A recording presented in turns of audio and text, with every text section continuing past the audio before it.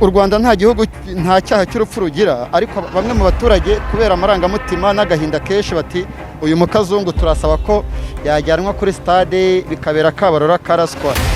Mu mboni y'umunyamategeko ibi byifuzo n'amarangamutima y'abaturage babivuga gikoranye n'abantu benshi kandi ndashaka kumena umuceri ari umuhero. Nanjye mpita nibaza Kazungu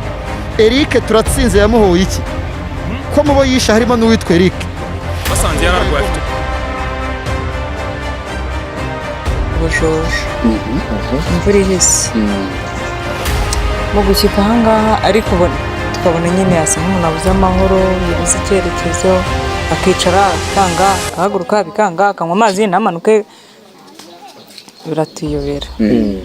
noneho asanga uriya mudamu uyu nguyu uvuye hano ntabwo yari ahari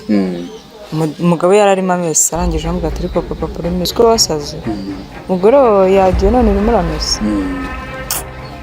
byibura wamumaye nk'iminota 5 ntakwereka ubundi yarakunaniye njyewe uranahita mva nta n'umutamiro wanjye urimo kugira ngo ni burage ko abantu bari bwicwe nanjye